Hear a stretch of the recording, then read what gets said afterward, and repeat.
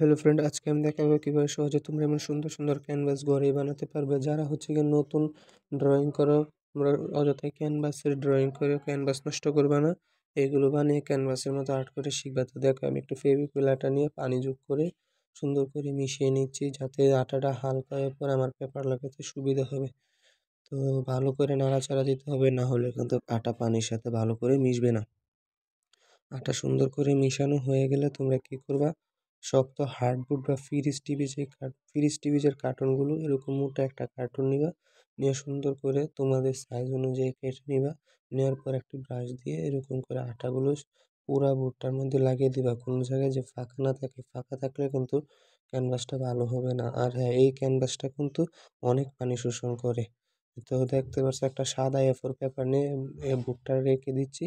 রেখে দেওয়ার পর কি করবা, এরকম সাইড দিয়ে মুড়িয়ে নিবা। মুড়িয়ে নেওয়ার পর আবার আটা দিয়ে সুন্দর করে লাগিয়ে নিবা। দেখবা সুন্দর একটা ক্যানভাস হয়ে গেছে। আর ভিডিওটি দেখে তোমাদের একটু হলেও ভালো লাগলে অবশ্যই লাইক, কমেন্ট, সাবস্ক্রাইব করবা। আর ফেসবুক থেকে দেখে থাকলে অবশ্যই ফলো করবা। আর আশেপাশের নয়েজের জন্য আমি দুঃখিত। আজকের মতো ভিডিও এতটুকুই। সবাই ভালো থাকবে। আল্লাহ হাফেজ। আর ক্যানভাস কিরকম হয়েছে অবশ্যই কমেন্ট বক্সে তোমাদের মতামত দিয়ে যাবা। তো দেখতেই পারতেছো আমার ক্যানভাসটা পিছনে আটা লাগালেই শেষ। তো দেখো, ফাইনাল লুক ক্যানভাসের দেখো কেমন হয়েছে।